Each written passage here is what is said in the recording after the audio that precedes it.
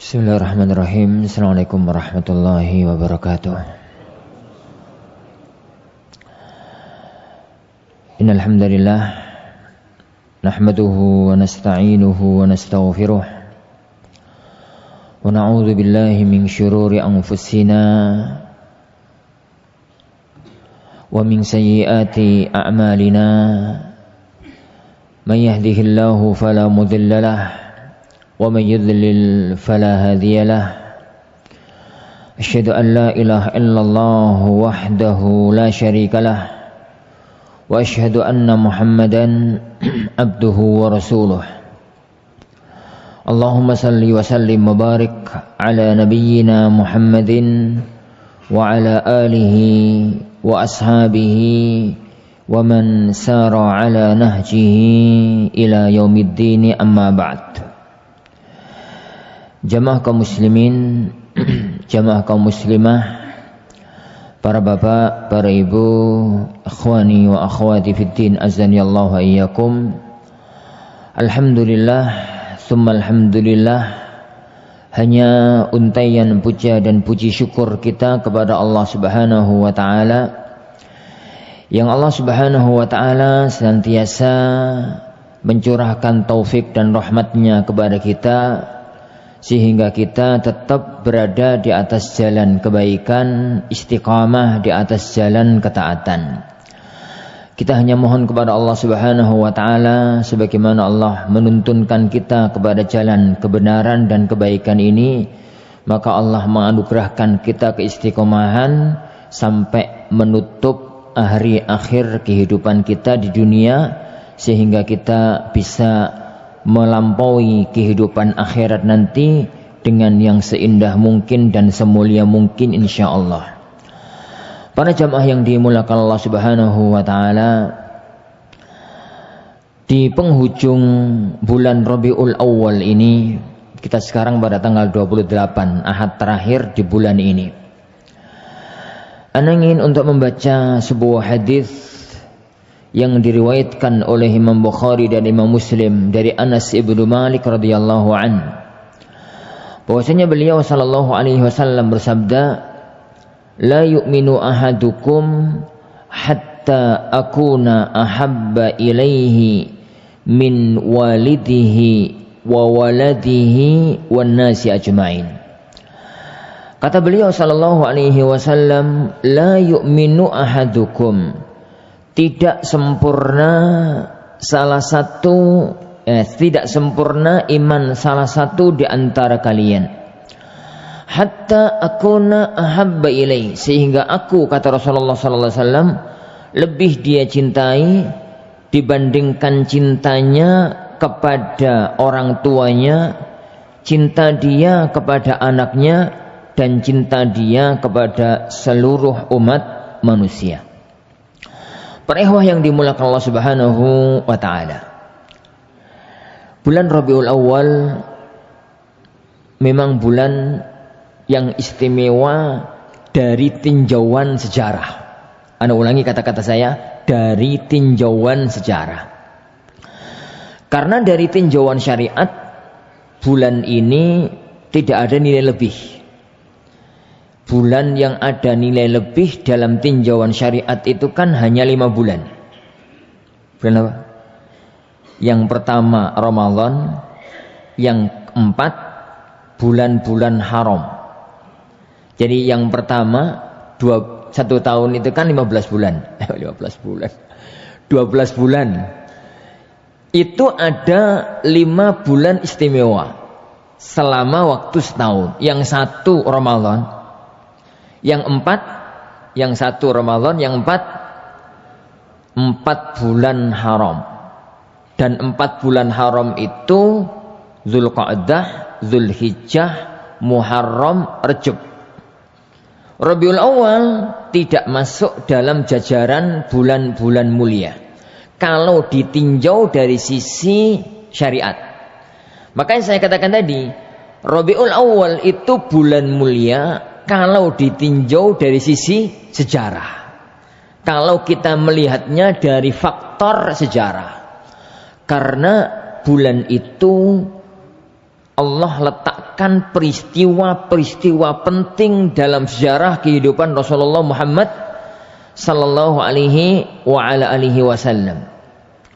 Bulan ini adalah bulan lahirnya beliau sallallahu alaihi wasallam. Bulan ini adalah bulan hijrahnya beliau sallallahu alaihi wasallam dari kota Mekkah menuju Madinah. Di bulan ini pula Rasulullah sallallahu alaihi wasallam mewafatkan beliau. 3 peristiwa sejarah utama kehidupannya Rasulullah sallallahu alaihi wasallam. Bulan di mana beliau lahir, bulan di mana beliau meninggalkan alam dunia ini, dan bulan yang mana beliau melakukan tonggak sejarah yang paling utama, yaitu hijrahnya beliau dari kota Mekkah menuju Madinah. Lah, makanya tatkala ini adalah bulan istimewa dalam tinjauan sejarah. Kalau kemudian ini banyak di antara kaum muslimin yang menjadikan bulan ini adalah momen untuk mengingat sejarah beliau, untuk mengungkapkan cinta kepada beliau, untuk mengungkapkan penghormatan kepada beliau, maka itu momen yang pas-pas saja. Itu adalah momen yang baik-baik saja.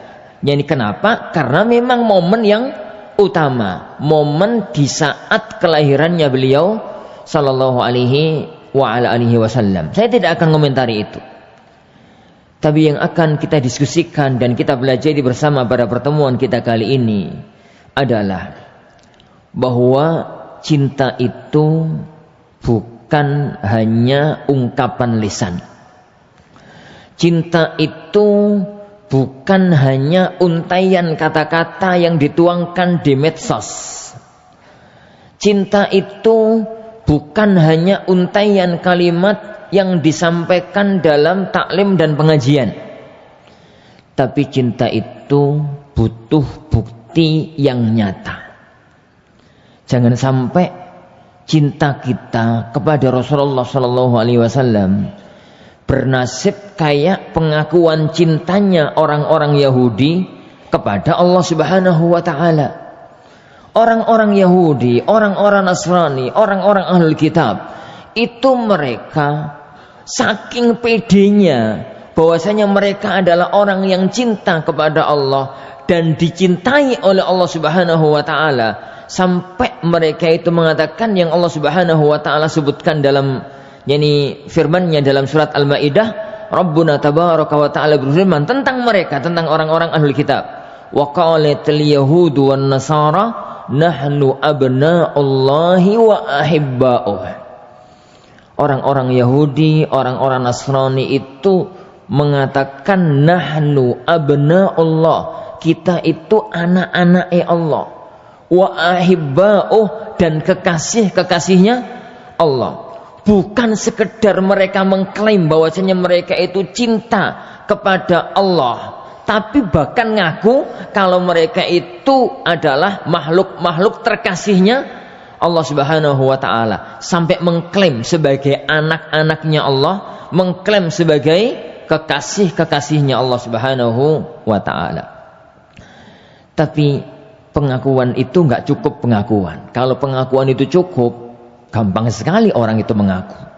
Pengakuan itu harus diwujudkan dan harus dibuktikan.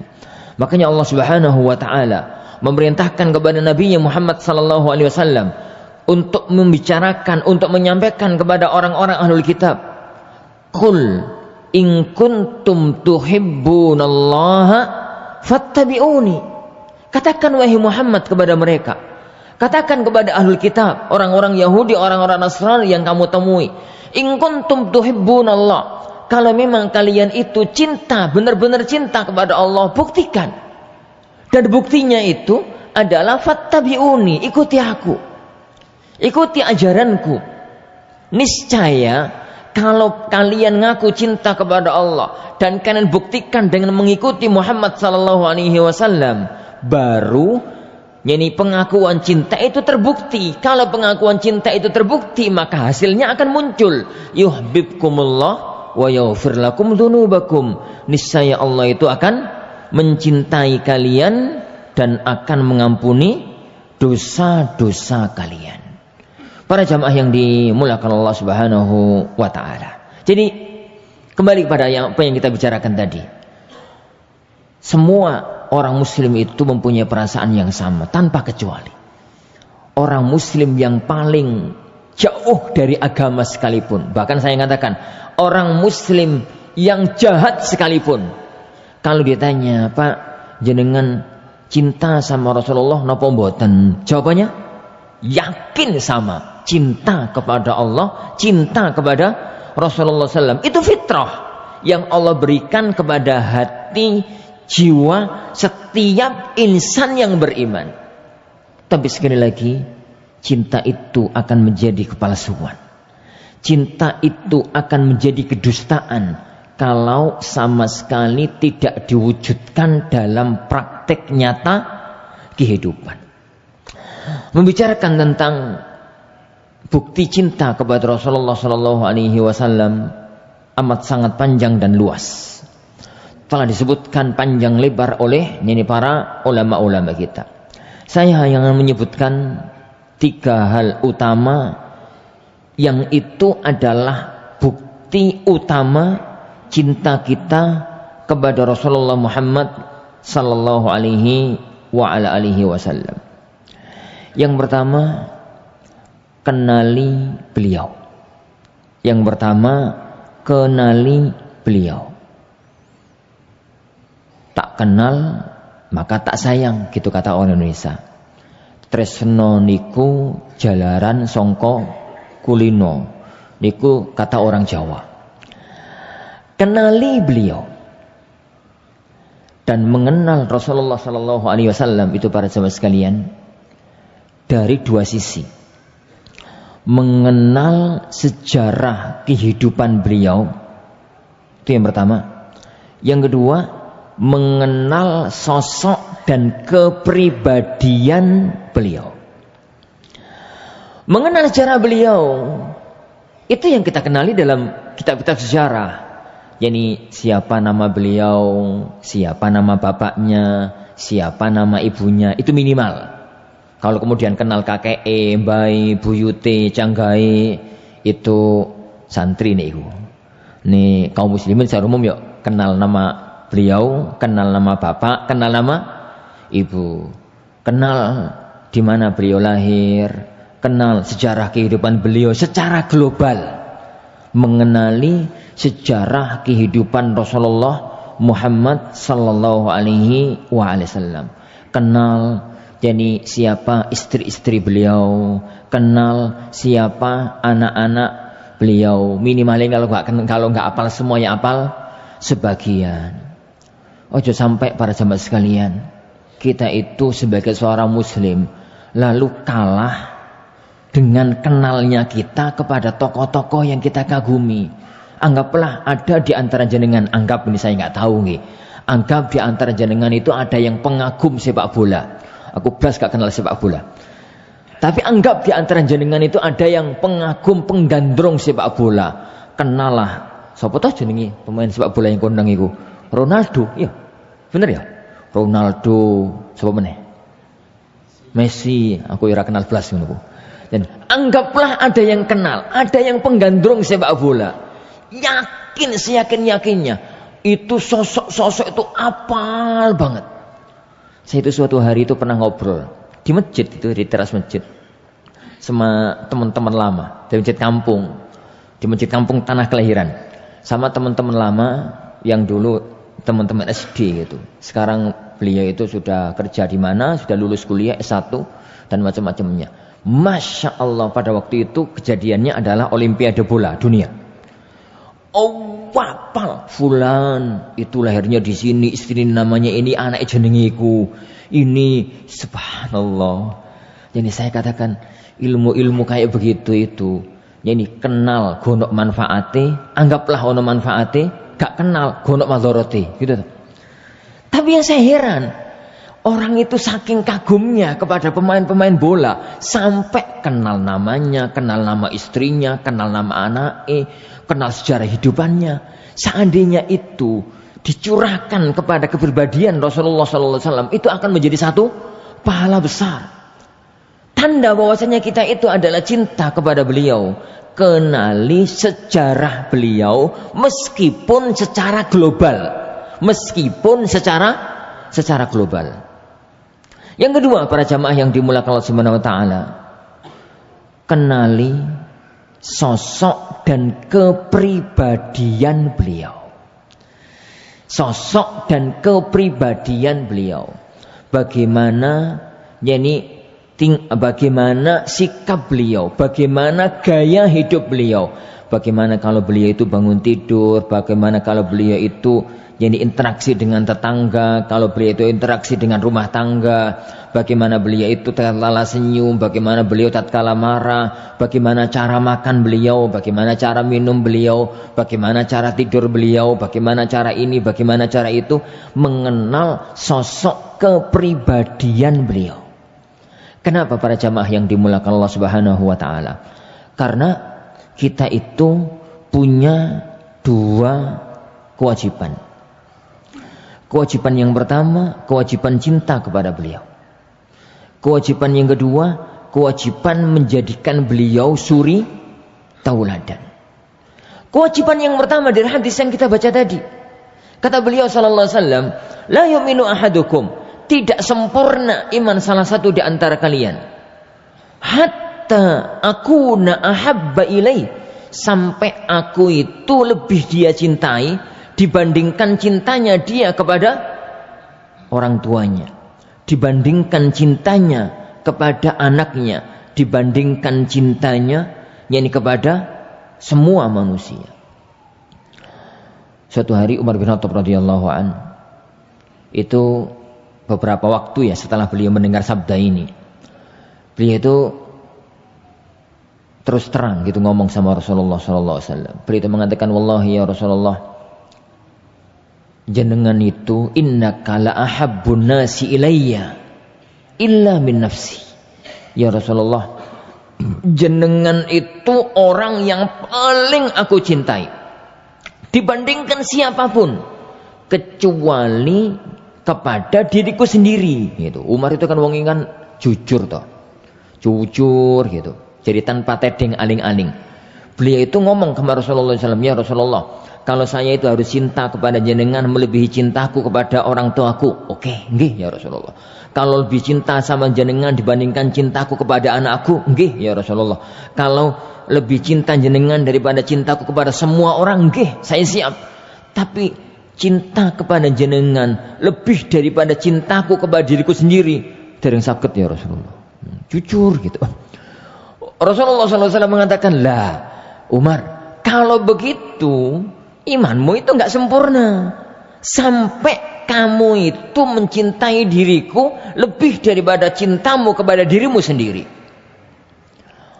Mendengar ketegasan Rasulullah sallallahu alaihi wasallam, maka Umar kemudian mengatakan, "Nggih ya Rasulullah, kalau begitu la anta ahabbu ilayya min nafsi." Engkau lebih saya cintai daripada cintaku kepada diriku sendiri.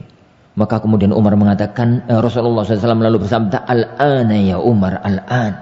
Kalau begitu sekarang wahai Umar, imanmu itu sudah mencapai titik yang sempurna. Kita itu mempunyai kewajiban cinta kepada Rasulullah SAW, mengalahkan cinta kepada semua orang, mengalahkan cinta kepada siapapun, sampai pun kepada orang tua, sampai pun kepada anak, sampai pun kepada semuanya. Dan itu kewajiban kita yang pertama. Ada satu peristiwa sejarah. Kenal ada seorang yang namanya Abdullah ibnu Ubay ibnu Salul. Siapa beliau? Siapa dia? Tokoh munafik, pimpinan munafik kota Madinah. Orang nomor satu yang sering menyakiti Rasulullah SAW. Dia itu mempunyai anak namanya juga Abdullah. Jadi dia namanya Abdullah, anaknya namanya Abdullah. Nih di kamus orang Arab begitu itu lumrah. Nih wong Jawa seneni karo tangga. Ngono jeneng to. Jadi dianya namanya Abdullah, anaknya namanya Abdullah. Ada salah satu ulama itu namanya Muhammad ibnu Muhammad. Jadi dia jenenge Muhammad, bapake jenenge Muhammad, anake jenenge Muhammad. Ngono ora apa-apa ngono kok. Nah, ngomong apa tadi? Abdullah ya. Abdullah itu punya anak namanya Abdullah. Lah Abdullah yang pertama, Abdullah yang bapak itu munafik. Abdullah yang anak itu seorang sahabat besarnya Rasulullah sallallahu alaihi wasallam. Sering menyakiti Rasulullah sallallahu alaihi wasallam sampai muncul desas-desus kalau Rasulullah sallallahu alaihi wasallam itu akan mengeksekusi siapa? Tokoh munafik tadi, Abdullah ibn Ubay ibn Salul. Mendengar berita yang menyebar, desas-desus, belum pasti ini tapi masih desas-desus, bahwasanya Rasulullah SAW itu mau mengeksekusi siapa? Si tokoh munafik itu. Abdullah anaknya maksudnya, sang anak menghadap sama Rasulullah SAW. Ya Rasulullah, kok kepireng jenengan itu mau membunuh bapakku. Rasulullah diam aja karena itu belum diputuskan, tapi masih desas-desus. Abdullah anak melanjutkan, ya Rasulullah, kalau memang berita ini benar, bahwasanya jenengan memang mau mengeksekusi bapakku, ya Rasulullah, jangan perintahkan siapapun untuk membunuh bapakku. Perintahkan aku untuk membunuh bapakku sendiri. Ini. Jangan perintahkan siapapun ya Rasulullah. Perintahkan aku akan membunuh bapakku sendiri. Rasulullah heran. Loh. Piye gitu. Lah, kenapa kok kamu mengatakan itu? Ya Rasulullah, jenengan itu lebih aku cintai daripada orang tuaku. Tapi orang tuaku tetap orang tuaku meskipun dia munafik. Saya khawatir ya Rasulullah, kalau jenengan memerintahkan orang lain untuk membunuh bapakku, aku akan benci sama orang itu. Dia pembunuh orang tuaku. Kalau aku sampai benci kepadanya, lalu aku dikalahkan oleh hawa nafsu, lalu aku balas dendam, berarti aku membunuh saudara muslim. Jangan sampai itu terjadi ya Rasulullah. Kalau jenengan kepingin membunuh bapakku, perintahkan aku ya Rasulullah. Itu sikap seorang sahabat yang mulia, karena kewajiban cinta kepada Rasulullah sallallahu alaihi wasallam. Lah, yang kedua, kewajiban menjadikan beliau itu suri tauladan. Sebagaimana firman Allah Subhanahu wa taala, laqad kana lakum fi Rasulillahi uswatun hasanah. Sungguh ada untuk kalian pada diri Rasulullah sallallahu alaihi wasallam itu suri tauladan. Bagaimana mungkin kita bisa cinta kepada Rasulullah SAW kalau tidak mengenali keagungan sejarah beliau? Bagaimana kita mau menjadikan Rasulullah SAW itu sebagai suri tauladan kalau kita tidak mengenal sosok beliau? Yang namanya menjadikan suri tauladan kan, bagaimana cara beliau berpakaian kita niru, bagaimana cara beliau tidur kita niru, bagaimana cara beliau makan kita niru, bagaimana cara beliau interaksi dengan sosial kita niru, bagaimana cara beliau interaksi dengan rumah tangganya kita niru, kan begitu toh? Menjadikan beliau sebagai suri tauladan. Suri tauladan itu bukan slogan. Uswatun hasanah itu bukan slogan, tapi itu butuh dipraktekkan dalam kehidupan. Dan dipraktekkan dalam kehidupan itu tidak mungkin kalau tidak mengenal sosok beliau. Sosok beliau sebagai tokoh agung sejarah, dan sosok beliau sebagai orang yang mempunyai kepribadian yang amat sangat mulia, amat sangat tinggi. Karena Rasulullah SAW itu sosok utama, dijadikan oleh Allah sosok yang paling utama. Siapapun orang kalau hidupnya itu sesuai dengan gaya hidupnya Rasulullah SAW, maka akan menjalani kehidupan dengan kondisi yang paling sempurna di dalam menjalani kehidupan di alam dunia ini. Itu yang pertama. Bukti kita kepada beliau SAW adalah kenali beliau dari dua faktor. Faktor sejarah kehidupan beliau, keagungan sejarah kehidupan beliau. Yang kedua, dari sisi kepribadian dan sosok beliau sallallahu alaihi wasallam. Yang kedua, bukti cinta kita kepada beliau sallallahu alaihi wasallam adalah mengimani beliau sebagai seorang nabi dan sebagai seorang rasul. yang berkonsekuensi, membenarkan semua berita yang beliau sampaikan, menjalankan perintah-perintahnya, menjauhi larangan-larangannya. Dan ini intisari cinta. Intisari cinta itu adalah mengimani iman kepada kenabian dan kerasulan beliau sallallahu alaihi wa ala alihi wasallam. Makanya para jamaah yang dimuliakan Allah Subhanahu wa taala, orang-orang terkasih beliau, keluarga beliau, gitu ya, istri, anak-anak dan orang-orang dekat beliau. Yani sebelum beliau jadi Nabi sallallahu alaihi wasallam. Karena Rasulullah itu sosok yang mulia, keluarga-keluarga beliau itu sangat cinta kepada beliau sallallahu alaihi wasallam. Begitu beliau ngaku jadi nabi dan memang setelah mendapatkan wahyu, maka mereka adalah orang-orang pertama yang beriman kepada beliau sallallahu alaihi wasallam. Orang yang pertama kali beriman kepada beliau itu kan keluarga dekat. Dari kalangan wanita yang pertama kali beriman kepada beliau istrinya Khadijah. Dari kalangan yakni laki-laki, orang yang pertama kali beriman kepada beliau adalah sahabat dekatnya beliau sallallahu alaihi wasallam. Siapa? Abu Bakar. Dari kalangan anak-anak, orang yang paling beriman, orang yang pertama kali beriman kepada beliau adalah sepupunya Ali bin Abi Thalib dan semua putri-putrinya. Ini semua putri-putrinya. Dan dari kalangan kaum budak, orang yang pertama kali beriman kepada beliau adalah anak angkatnya. Siapa? Zaid ibn Harithah.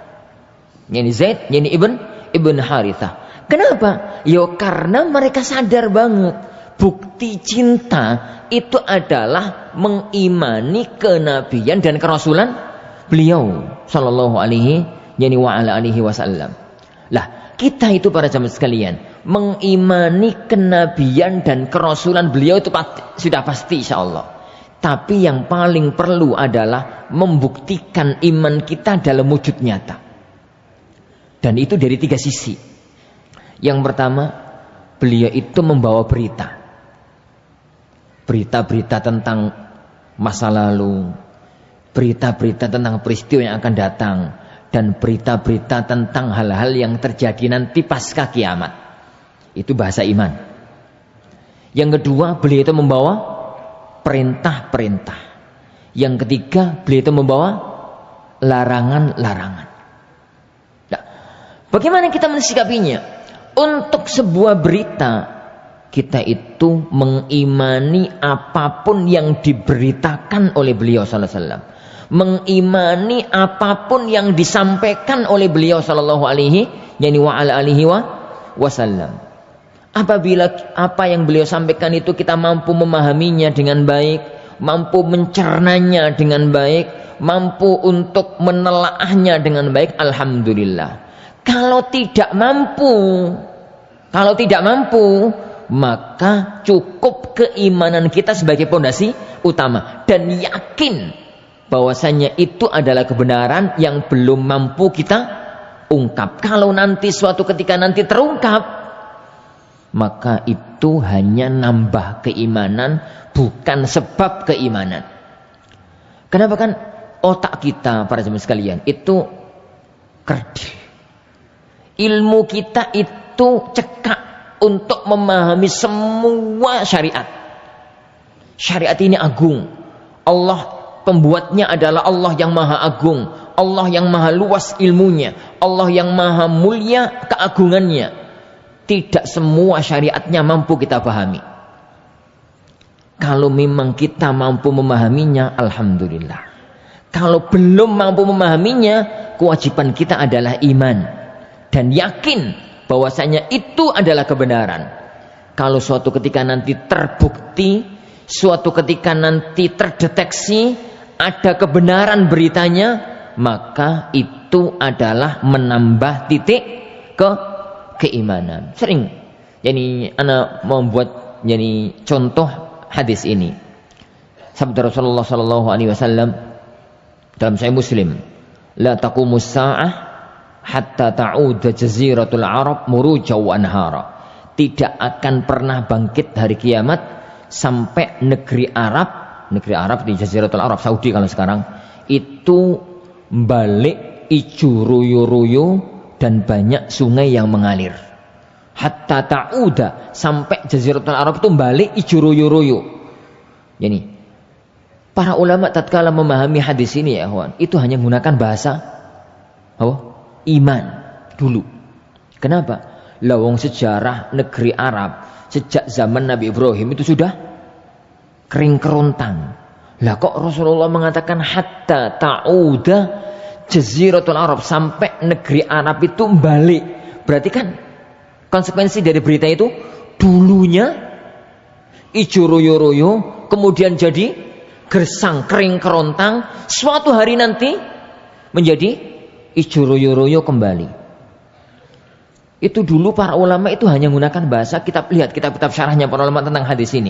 Bahasanya itu ya, ini beritanya Rasulullah, kita imani, gitu aja.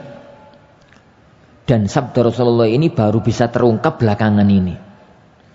Tatkala ilmu yang mendeteksi lapisan bumi bagian bawah jeneng ilmu apa? Ilmu apa? Arkeologi, salah ya? Geologi. Nggih, geologi ya. Ilmu yang untuk mendeteksi lapisan bumi bagian bawah. Lalu bisa dianalisis. Oh, berarti dulu daerah ini 1 juta tahun yang lalu, 2 juta tahun yang lalu ada kejadian ini, ada kejadian ini, ada kejadian ini. Bener nggih? Geologi Bang? Itu di Jaziratul Arab, dalam tinjauan ilmu itu dideteksi jutaan tahun yang lalu negeri ini itu hutan, ijo royo-royo, banyak sungai, banyak kehidupan, mirip-mirip negeri Eropa, mirip-mirip negeri Indonesia. Dulu sekali, jutaan tahun yang lalu. Kemudian jadi kering kerontang dan suatu ketika nanti akan balik seperti itu. Ini sekarang belum ya? Sekarang belum, aman insyaallah. Suwi sian kiamat. Kan Rasulullah mengatakan gak akan kiamat sampai negeri itu balik ijo royo-royo. Adapun yang difoto, yang di video itu kan pas musim udan, terus terian gitu. Terus musim panas lagi, balik kering ya. Negeri Jaziratul Arab itu suatu ketika akan jadi kayak Indonesia. Banyak hutan, banyak jadi penghijauan di mana-mana dan sungai itu mengalir di mana-mana. Berita-berita semacam itu kita imani. Meskipun belum ada deteksi, belum ada pembuktian. Kalau suatu ketika nanti terbukti, maka itu menambah titik keimanan. Perintah juga begitu. Bukti bahwasanya kita cinta kepada Rasulullah SAW adalah menjalankan semua perintah beliau. Bukti bahwasanya kita itu cinta kepada beliau adalah meninggalkan semua larangan beliau. Yani sallallahu alaihi wa ala alihi wasallam. Saking cintanya para sahabat, saking cintanya para ulama kepada Rasulullah SAW, mereka itu gerak-gerik kehidupan mencoba untuk menjalankan perintah Allah, perintah Rasulnya, yakni larangan Allah, larangan Rasulnya. Kata Allah Subhanahu wa taala, "Wa ma atakumur rasulu fakhudhu wa ma nahakum anhu fantahu." Apapun yang dibawa oleh Muhammad sallallahu alaihi wasallam, maka ambillah, jalankanlah. Wa ma nahakum anhu fantahu, dan apa yang dilarang oleh beliau maka jauhilah, tinggalkanlah. Yang terakhir, yang ketiga, karena waktunya mepet. Yang ketiga para jamaah yang dimuliakan Allah Subhanahu wa taala, setelah yang pertama, yakni mengenali beliau dalam sosok, dalam sejarah dan kepribadian. Yang kedua, yakni mengimani beliau. Yang pertama mengenali, yang kedua mengimani beliau. Yang konsekuensinya adalah membenarkan semua berita beliau, menjalankan perintah-perintah beliau. Yang ketiga, menjauhi larangan-larangan beliau. Yang ketiga dari bukti cinta kita kepada beliau sallallahu alaihi wasallam adalah sering-sering nyebut nama beliau dan sering mendoakan beliau. Sering-sering nyebut nama beliau dan sering mendoakan kepada beliau sallallahu alaihi wasallam. Mendoakan Rasulullah itu kan wujudnya salawat kepada beliau sallallahu alaihi wa ala alihi wasallam. Allah Subhanahu wa taala firman, "Innallaha wa malaikatahu yusalluna 'alan nabi. Ya ayyuhalladzina amanu sallu 'alaihi wa sallimu taslima." Sesungguhnya Allah dan para malaikatnya bersalawat kepada Nabi sallallahu alaihi wasallam. Ya ayyuhalladzina amanu, wahai orang-orang yang beriman, sallu alaihi wasallimu taslima. Bersalawatlah kalian kepadanya dan ucapkan salam kepadanya. Sallallahu alaihi wasallam. Itu salawat dan salam. Apa arti kita itu bersalawat kepada beliau sallallahu alaihi wasallam? Arti kita bersalawat kepada beliau adalah kita mohon kepada Allah Subhanahu wa taala semoga Allah mencurahkan kebaikan kepada beliau dan menghindarkan beliau dari semua mara bahaya. Doa kita kepada Allah, semoga Allah Subhanahu wa taala memberikan salat kesejahteraan kepada beliau sallallahu alaihi wasallam dan menghindarkan beliau dari semua mara bahaya yang akan menimpanya. Itu hakikat dari salawat kepada beliau sallallahu alaihi wasallam. Dan itu yang bersalawat itu adalah Allah. Yang bersalawat itu juga para malaikat. Dan kita diperintahkan oleh Allah untuk juga bersalawat kepada beliau sallallahu alaihi wasallam. Salawat ini para jamaah sekalian yang dimuliakan Allah Subhanahu wa taala mengandung manfaat, mengandung kemuliaan, mengandung keagungan yang amat sangat mulia. Kata beliau sallallahu alaihi wasallam, "Man shalla alayya salatan sallallahu alaihi biha asyra." Barang siapa yang bersalawat kepadaku satu kali salawat sallallahu alaihi wasallam, maka Allah akan bersalawat kepadanya, memberikan kebaikan dan menghindarkan keburukan darinya 10 kali lipat. Kenapa? Dan itu satu kemuliaan yang sangat agung. Kenapa para jemaah sekalian? Ibarat ya, ini yang mengibaratkan ini bukan saya, yang mengibaratkan ini para ulama. Ibarat gelas yang kosong. Manusia itu ibarat gelas yang kosong.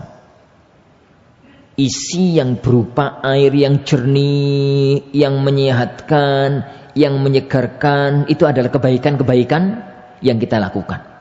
Kebaikan-kebaikan yang kita lakukan yang bisa ngisi gelas kosong kita. Masing-masing di antara kita ada yang dapat 1/4, ada yang dapat separuh, ada yang dapat 3/4, ada yang kebaikannya cuma dikit, ada yang kebaikannya itu banyak. Untuk Rasulullah SAW, gelas beliau itu sudah penuh. Penuh, tidak ada satu tetes pun yang kurang. Kebaikan beliau itu sudah sampai pada titik sempurna. Ibarat gelas itu, yang kita itu ada yang cuma 1/4, ada yang cuma 1/10, ada yang cuma separuh, ada yang agak banyak, ada yang agak dikit gitu. Yani kebaikan Rasulullah SAW itu sudah mencapai titik puncak, sudah mencapai titik sempurna. Sebenarnya sudah tidak ada ruang untuk ditambahi kebaikan lagi, sudah sempurna. Maka tatkala kemudian kita doa kepada Allah sallallahu alaihi wasallam, Allahumma salli ala Muhammad, ya Allah anugerahkanlah kebaikan kepada Muhammad sallallahu alaihi wasallam, yani berikanlah kesejahteraan, kemuliaan kepada Muhammad sallallahu alaihi wasallam. Maka Allah tatkala mengabulkan doa kita, lalu Allah memberikan kebaikan kepada Muhammad sallallahu alaihi wasallam, padahal gelasnya Muhammad sallallahu alaihi wasallam itu sudah penuh. Apa yang akan terjadi? Luber. Dan lubernya itu yang mengenai yang bersolawat kepada beliau sallallahu alaihi wasallam. Lubernya itu yang mengenai yang bersolawat. Makanya bahasanya Rasulullah sallallahu alaihi wasallam, "Man shalla alayya salatan," barang siapa yang bersalawat kepadaku satu kali salawat, Allahumma salli ala Muhammad, maka Allah akan bersalawat kepadanya 10 kali lipat. Karena hakikatnya itu tadi, kebaikan Muhammad sallallahu alaihi wasallam, Rasulullah Muhammad sallallahu alaihi wasallam itu sudah penuh, sudah sempurna. Tatkala Allah tambahi dengan salawat kita, yang terjadi itu luber. Dan lubernya itu akan mengenai orang yang bersalawat kepada beliau. Dan itu kemuliaannya. Lah, kemuliaan yang semulia itu, padahal amalnya juga ringan, amalnya juga tidak berat, amalnya juga enteng. Kan cuma mengatakan Allahumma sholli ala Muhammad. Lah kok gak mau? Padahal ada momennya dikatakan oleh beliau itu orang yang bakhil. Kata beliau sallallahu alaihi wasallam, al-bakhil man dzukirtu indahu walam yusalli alayya. Orang yang pelit itu adalah orang yang tatkala namaku disebut gak mau bersolawat jadi kepadaku, gak mau bersolawat kepadaku. Lah caranya solawat itu pripun Ustaz? Solawat itu ada dua. Solawat dalam ibadah mahdhah, itu solawat tatkala sholat. Solawat tatkala kita sholat. Kan solawat itu ada dalam sholat. Kapan? Tatkala tahiyyat itu kan ada solawatnya toh. Entah jadi pendapat para ulama yang mengatakan solawat itu adalah ini adalah rukun sholat, dan itu mazhab Hambali seingat saya, wallahu alam. Atau salawat itu adalah tidak sampai wajib, tidak sampai rukun, dan itu sebagian pendapat para ulama. Lepas dari masalah itu, yang penting salawat itu disyariatkan tatkala sholat, karena itu adalah salawat dalam ibadah mahdhah, maka zikirnya paten, nggak bisa diganti-ganti. Bentuk solawatnya harus solawat yang benar-benar dituntunkan oleh Rasulullah SAW. Lafati jangan dirubah-rubah, karena itu bentuk dalam ibadah. Kan kalau sholat itu zikirnya nggak boleh diganti-ganti toh. Misalkan pembukaan sholat itu lawatin apa? Pembukaan sholat lawati Allahu Akbar, Allah Maha Besar. Apa hukumnya kalau diganti menjadi Allah Maha Agung? Allahu A'zam. Iya bubar salate. Padahal antara Allahu Akbar, Allah Maha Besar, dengan Allahu A'zam, Allah Maha Agung, itu kan sama, mirip. Tapi karena ini ibadah mahdhah, jangan diganti-ganti. Ya itu lafati. Ini ruku itu kan zikirnya subhana rabbiyal azim, gitu tak?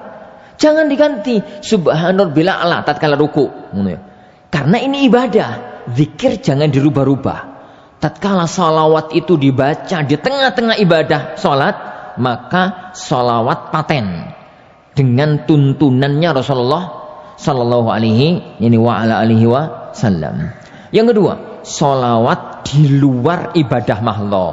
Ya pas taklim, pas apalah salawat umum, itu salawatnya bebas, salawatnya bebas, lafadznya apapun, sallallahu alaihi wasallam, alaihi salatu wasallam, salawatullahi wasalamuhu alaihi salam, dan lafadz-lafadz yang misalnya lah, lafadznya bagaimanapun asalkan tidak ada pelanggaran syariat dan tidak ada nuansa pelecehan kepada kehormatan Rasulullah sallallahu alaihi wasallam. Para jamaah yang dimuliakan Allah Subhanahu wa taala, ini tiga unsur utama, tiga bukti utama cinta kita kepada Rasulullah sallallahu alaihi wasallam. Yang paling inti, mengenali beliau, mengimani beliau, dan sering menyebut dan berdoa untuk beliau sallallahu alaihi wasallam. Anda tutup majelis ini para jamaah yang dimuliakan Allah Subhanahu wa taala dengan satu kejadian. Imam Bukhari Muslim pernah meriwayatkan dari Anas bin Malik juga. Hadis ini dari Anas bin Malik. Suatu hari datanglah seorang Arab Badui ke kota Madinah. Muslim beliau, tapi hidupnya itu di tengah-tengah padang pasir, jauh dari pemukiman, jauh dari ilmu, jauh dari peradaban. Ya kalau di tengah kampung itu kan ya ketemu kiai, ketemu ustadz, banyak pengajian, banyak taklim gitu ya, banyak peradaban. Lah ada yang tinggal itu sendirian di tengah hutan misalkan ya, Tarzan. Ini itu dia itu hidup sendirian gitu di padang pasir. Orang-orang semacam itu biasanya hidup itu ya tabiatnya kasar, ya gitulah orang-orang itu. Tapi punya satu keistimewaan orang semacam itu, jujur, lugu, gak akan masalah. Orang-orang kayak begitu kan biasanya itu jujur, lugu gitu. beliau datang ke kota Madinah menemui Rasulullah sallallahu alaihi wasallam. Begitu ketemu dengan Rasulullah sallallahu alaihi wasallam, beliau mengungkapkan satu pertanyaan yang bagi Rasulullah itu menggelitik. Jadi agak aneh itu pertanyaannya. Beliau itu mengatakan, "Ya Rasulullah, mata sa'ah?" Ya Rasulullah, kapan terjadinya hari kiamat? Kapan terjadinya hari kiamat? Rasulullah SAW heran, kok ono wong takon kapan kiamat? Ya, kiamat itu kan pasti toh. Kiamat itu pasti terjadi dan pasti tidak ada seorang pun yang tahu kapan kejadiannya. Lah wong Jibril aja nggak tahu, apalagi kita. Jadi Jibril aja loh, malaikat terdekat dengan Allah Subhanahu wa taala, nggak tahu kapan datangnya hari kiamat. Yas'alunaka 'anis sa'ati ayyana mursaha fima anta min dzikraha ila rabbika muntahaha. Intinya enggak ada seorang pun yang tahu. Lah ini ada orang jauh-jauh dari tempatnya itu datang tanya kapan hari kiamat. Rasulullah sallallahu alaihi wasallam enggak mau menjawab, enggak penting untuk dijawab. Tapi beliau itu membalik dengan satu pertanyaan yang itu lebih penting untuk didiskusikan. Beliau mengatakan, "Wa madza a'datta laha?" Mas, sampeyan takon kiamat itu persiapanmu apa? Sampeyan takon kapan kiamat? Persiapanmu untuk menghadapi kiamat itu apa? Gitu. Jadi orang itu terperanjat dengan pertanyaan itu. Lalu beliau itu jawab dengan jujur gitu. La syai'a ya Rasulullah, mboten napa-napa ya Rasulullah. Aku gak persiapan apa-apa. Dan riwayat yang lain, ya Rasulullah, jujur ya Rasulullah, aku itu sholat gak banyak-banyak gak banyak sholat, gak banyak puasa, gak banyak sedekah. Maksudnya gak banyak sholat ya 5 waktu tok dan ketambahan beberapa sholat sunnah ringan. Yani poso Ramadan tok dan ketambahan beberapa puasa ringan. Mana ya? Puasa sunnah yang ringan. Gak sampai kelas-kelas poso Daud, gak sampai kelas-kelas poso yang rajin gitu, enggak. Tapi hanya itu tok ya Rasulullah. Aku enggak banyak persiapan ya Rasulullah. Tapi satu ya Rasulullah, aku persiapan satu penting. Apa itu kata Rasulullah SAW? Inni uhibbullaha wa rasulah. Kata beliau, aku punya satu persiapan menghadapi kiamat. Aku itu cinta kepada Allah dan Rasulnya. Apa kata Rasulullah SAW? Yani beliau SAW mengatakan, anta ma'a man ahbabta. Kamu akan bersama orang yang kau cintai. Kamu akan bersama orang yang kau cintai. Subhanallah. Anas bin Malik yang tatkala itu menyertai Rasulullah dan tahu dialog itu terjadi, maka Anas itu mengatakan, wallahi, kata beliau, aku itu belum pernah gembira mendengar sabda Rasulullah sebagaimana gembiraku mendengar sabda Rasulullah yang ini. Anta ma'aman ahbabta. Engkau bersama orang yang engkau cintai. Apa kata Anas? Wallahi, kata beliau, aku itu cinta Rasulullah. Aku itu cinta Abu Bakar. Aku itu cinta Umar. Dan aku berharap aku nanti akan bersama mereka karena cintaku kepada mereka, meskipun aku tidak bisa beramal seperti amalnya mereka. Maka di majelis ini para jamaah yang dimuliakan Allah Subhanahu wa taala, di majelis ini kita ikrarkan di hadapan Allah Subhanahu wa taala, wallah, kita semua cinta kepada Rasulullah sallallahu alaihi wasallam. Kita cinta kepada Abu Bakar. Kita cinta kepada Umar. Kita cinta kepada Anas ibnu Malik. Kita cinta kepada para sahabat Nabi sallallahu alaihi wasallam. Kita cinta kepada para ulama-ulama kita. Dan kita hanya bisa berharap, kita berdoa kepada Allah, semoga kita dikumpulkan oleh Allah dengan mereka, meskipun kita tidak mampu untuk beramal seperti amal mereka. Keagungan cinta kepada Rasulullah Muhammad sallallahu alaihi wasallam. Kita hanya bisa berdoa kepada Allah Subhanahu wa taala, Semoga momen bulan ini menjadikan kita sadar bahwa kita punya satu kewajiban agung, yaitu cinta kepada beliau. Dan cinta itu bukan bualan lisan, tapi cinta itu butuh bukti nyata dalam amal perbuatan kita sehari-hari. Semoga Allah Subhanahu wa taala yang menjadikan kita nanti di surga bertemu dengan Rasulullah sallallahu alaihi wasallam, bertemu dengan para sahabat beliau sallallahu alaihi wasallam dengan cinta kita kepada beliau, meskipun toh kita belum mampu untuk beramal sebagaimana amal-amal mereka. Kita tutup majelis kita. Subhanakallahumma bihamdik, asyhadu an la ilaha illa anta, astaghfiruka wa atubu ilaik. Wa sallallahu wa sallama wa baraka ala nabiyyina Muhammad. Assalamualaikum warahmatullahi wabarakatuh.